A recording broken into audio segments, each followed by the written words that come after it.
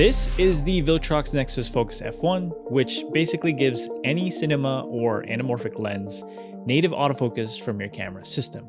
In today's video, we'll cover what it is and how it works, which lenses work for this, focus testing, answers to questions I got from my Instagram reel, and every pros and cons based on my initial testing. Also, all of the footage you'll see in this video, even this talking head, is filmed with the Nisi Athena 35mm t1.9. All right, let's get started.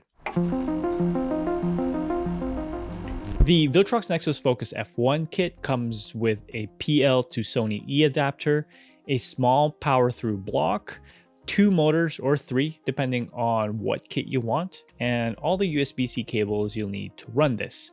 Currently, it's only offered in Sony E. So how this works is that the PL adapter actually has electronic contacts for this to send data from your camera's autofocus system to the motors. It's powered by this power block, which is connected to my V-mount battery. From there, the power feeds through the USB-C to the focus motor and then passes through the iris motor and then finally to the adapter itself. I know there's a lot of cables and parts, but that's camera rigging for you.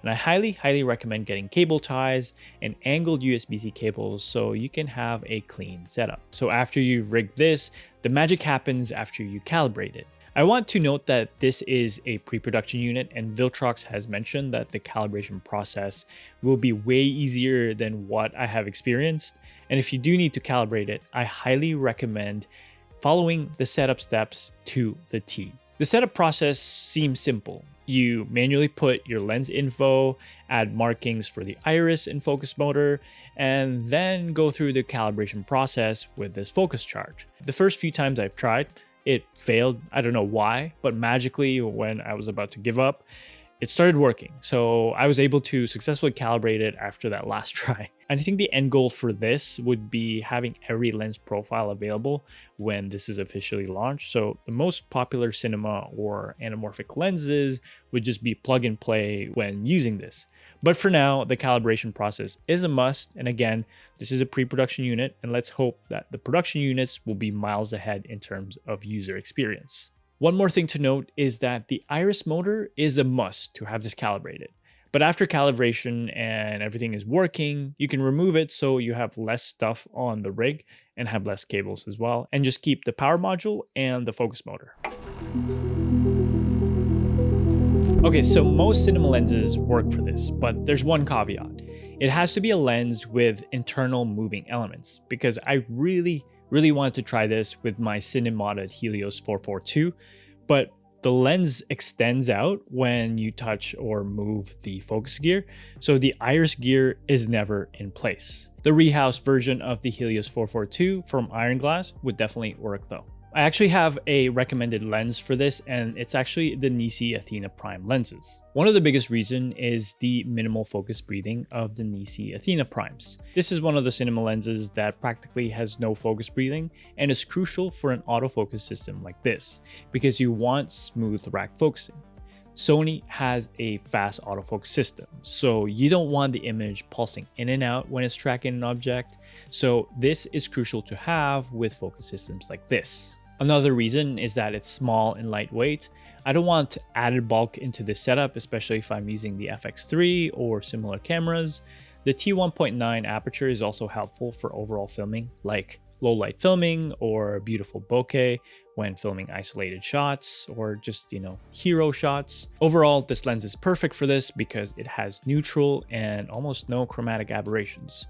I don't know how they did it, but they smoothen out the chromatic aberration. So it's actually a very pleasing look that I admire very much. Keep these in mind when using autofocus systems like these because you don't want anything distracting with the use of fast autofocus systems. So in my first testing, I turned on the face and eye tracking with zone focus. I've also set the focus transition speed at 5 and shift sensitivity at 5, and it seems to be pretty accurate. The speed is quite good and it's not too slow. It's also not too fast that it feels jarring. It's actually smooth, so it retains that focus pull feel. And so far in day-to-day use, it's quite effective. Now let's do the focus transition at max, which is 7, and here's a walking test.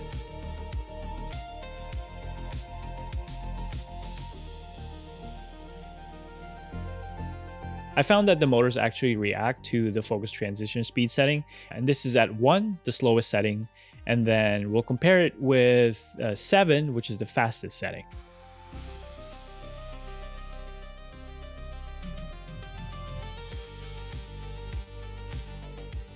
Next is that I tried the touch focus on the screen.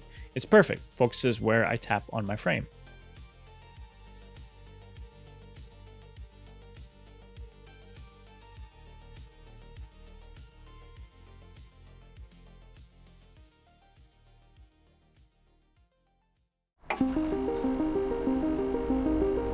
So I posted this reel on Instagram, and I want to share some questions and answers about the system. First question, is the power box necessary? Well, yes. It's like the brain or the requirement to power the PL to E adapter itself. Otherwise, if you directly plug this into your V-mount, it just powers the motors and not the adapter itself. So this was the next question.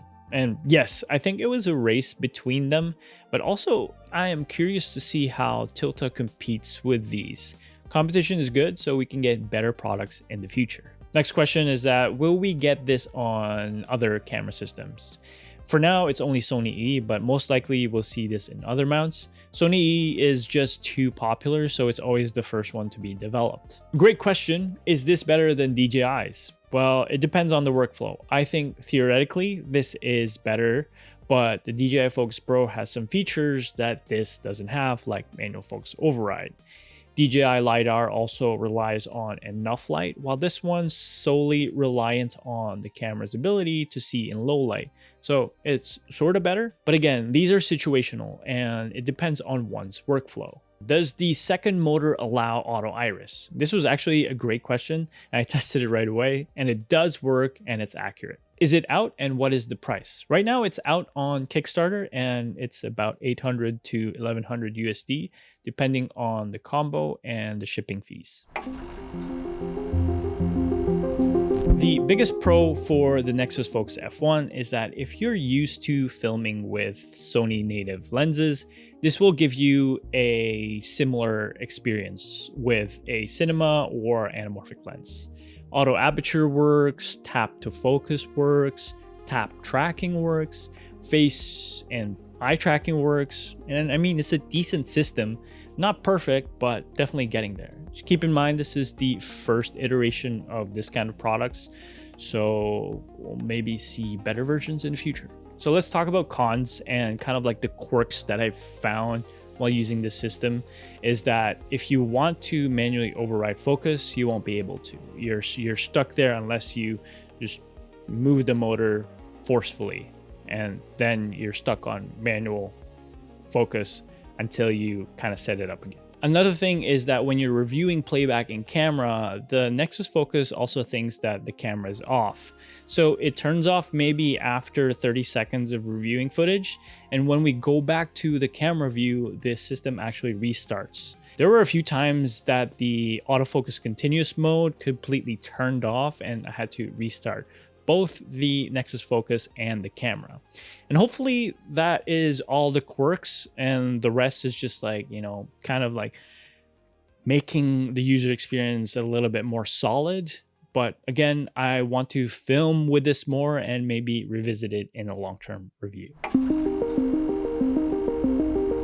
Viltrox is really pushing the game, and this is one of those innovations that we need in the camera space. Overall, I think this is a decent product and definitely a great first step in this kind of innovation. Would it be beneficial for your workflow? Well, I cannot answer that for you because only you know what works best when you film your videos. Definitely not a perfect product, but hopefully these feedback would be taken into account and give us a better version during launch. And this is available on Kickstarter if you want to check it out. And if you have any questions about the Nexus Focus F1, let me know in the comments down below. And if you like my colors and want your edits to feel like a movie, everything is on my website. But until then, I will see you in the next video. Peace.